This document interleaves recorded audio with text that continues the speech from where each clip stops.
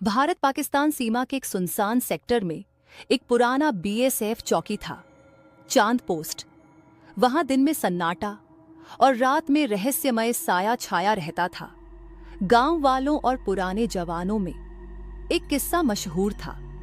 रात के 2 बजे नोमैंस लैंड से एक औरत सफेद साड़ी में चलती हुई आती है, उल्टे पांव, बिना कोई आवाज किए। वो इंसान नहीं, कोई और है। नई पोस्टिंग नया जवान करण सिंह हाल ही में वहां पोस्ट हुआ था। नौजवान, जिगर वाला और सबसे बड़ी बात, अंधविश्वास को नहीं मानने वाला। एक रात कैंप फायर पर सभी जवानों ने वो किस्सा दोहराया। कर्ण, अगर कभी 2 बजे तैनाती मिले तो नजरें नीची रखना, एक बुजुर्ग जवान ने कहा। कर्ण हंस पड़ा। भूत वूत कुछ नहीं होता, मैं खुद देखना चाहता हूं उस मैडम को।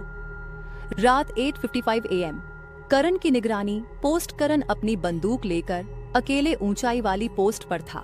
दूर दूर तक अंधेरा और सन्नाटा। हवा में अजीब सी ठंड थी, जबकि मई का महीना था। 59 AM, टॉर्च की रोशनी कुछ दूर जाकर कांपने लगी। और तभी 2 AM, कैमरे की स्क्रीन पर एक धुंधली आकृति दिखी। एक औरत, सफेद साड़ी में, बाल बिखरे हुए, और सबसे डरावनी बात, उसके पैर पीछे की तरफ मुड़े हुए थे। करण ने बायनोकुलर उठाया। कौन है ये? पाकिस्तान से घुसपैठ? वह बड़बड़ाया। उसे यकीन था कि ये कोई चाल है।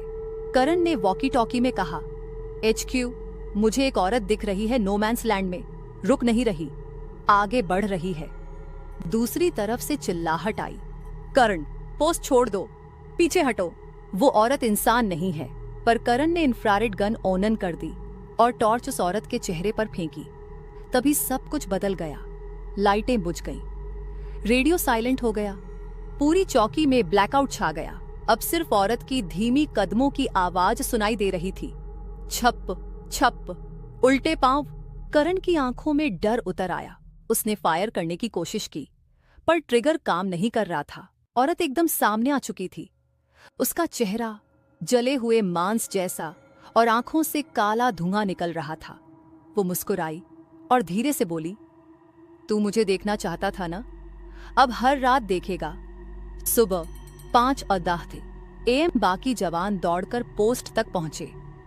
वहां करण नहीं था, केवल उसकी राइफल जमीन पर थी और दीवार पर खून से लिखा हुआ था, अब मैं भी उसी के साथ हूं।